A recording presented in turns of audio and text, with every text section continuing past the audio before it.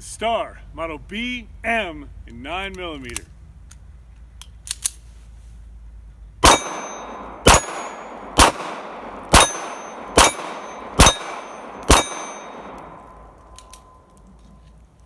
Echeverría is my wife's maiden name. So I bought this thing, took out the mag safety immediately, and now my review of the Star BM9, this time on gun physics. I'm kind of new to this gun thing, and I got into it maybe 6 or 7 years ago. It's one of those later adoptions in life, and I got into motorcycles later in life, and I got into all kinds of things later in life. I got into having children later in life, and for the occasion of my last son's birthday, we have 4 now, it's pretty cool, I bought this Echeverría. It says Echeverría on the slide, and that is my wife's maiden name, and that's why that's why I bought this thing. You got to buy something for the birth of every child, and this thing is just pretty cool. It's a little 9mm with a short barrel and pretty decent trigger. I did have to remove the magazine disconnect safety because it wasn't working.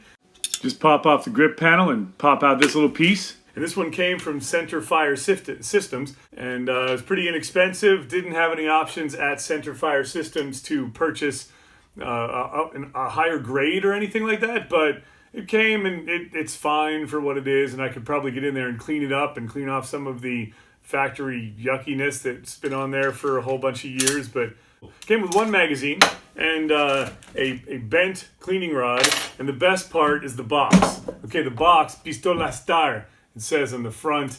It's got some ugly black electrical tape on it, but it does, este estuche contiene. It's got a whole bunch of Spanish stuff in it. That's the language we speak at home. Taking a look at this thing and taking a look at that and seeing, like, hey, other people speak Spanish because, well, here in Pittsburgh, not a whole lot of people speak the language. Pistola Star, calibre 9mm, para pelo. The box is ugly, but it's got good stuff inside. Este estuche contiene una pistola, dos cargadores, and outside the pistol, the best part is the manual. If you don't know the Spanish words for all the parts or disassembly instructions, you can learn them right here. And I definitely want to make 2 posters. One of that page to the left, like that old 1911 poster that I want to have too, and this one right here. Put those 2 together, perfect wall decorations. This is the first surplus pistol I've ever purchased, and I happened upon a deal for 2 additional magazines. Without the magazine safety, those mags drop right out.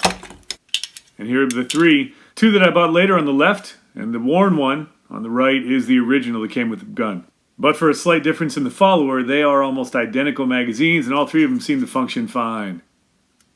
And it runs pretty well. I have had some problems with Winchester. The Winchester steel-cased ammunition. I get this stuff at Walmart for like 17 cents a round.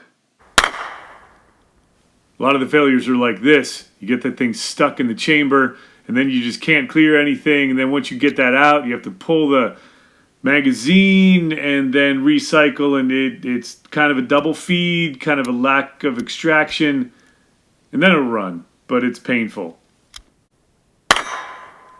It looks like that extractor claw isn't actually grabbing the case, or it's slipping off it because the rim dimensions are a little bit different from the brass casings.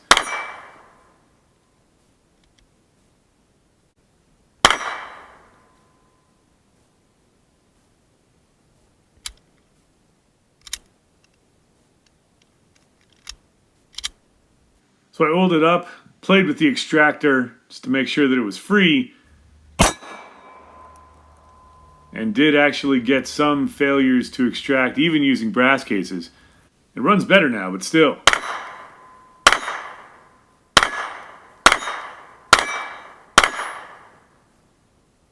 This thing is pretty cool. It's got tiny little sights, and my old eyes are having difficulty picking the thing up, but they're better than my other Star pistol, and I just really like it. I don't think the ATF liked the depth of the roll mark on that thing, so when they imported it recently, they had to make sure that the importer mark and all of the other markings were on the other side of the slide. Make sure you know what it is. Finish isn't perfect, trigger isn't pretty, but that'll buff out, right? Safety functions with the hammer down, not with the hammer at half cock, and of course where it's supposed to function. And the safety does push that hammer back a little bit, for real safe.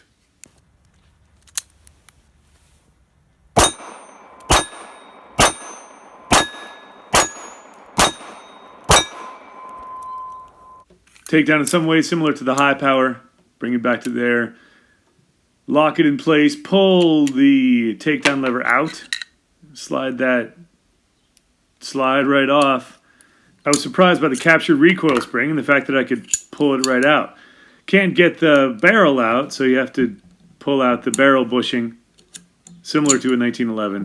Pop that baby out, rotate the swinging link forward, and slide the barrel out the front. Single, big, locking lug, not 2 or 3 like a 1911. Assembly is reverse and removal. If you can take it apart, hopefully you can put this thing back together. It's not too hard. Once you've got that slide all back together, let's put that thing back on the frame. Got to jiggle it a little bit. Push it back, lock it in place, and then put that takedown pin slide lock lever back where it belongs. And this one goes in pretty easy. Check function, load it up, hit the range.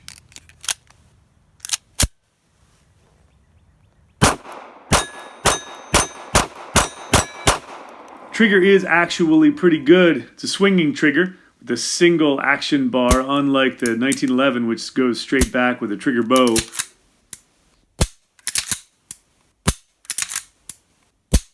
Plastic grip panels, not a tactical magwell, and the sights are surprisingly okay. Better than the old 1911s. I can even hit stuff at 30 yards.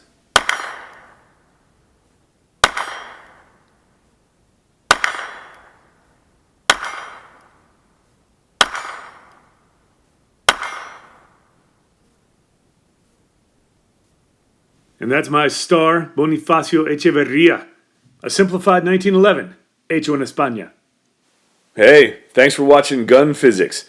Your thumbs up really helps a lot in the ratings, so thanks for that too. And I've got new videos coming out most Tuesdays. Subscribe for more.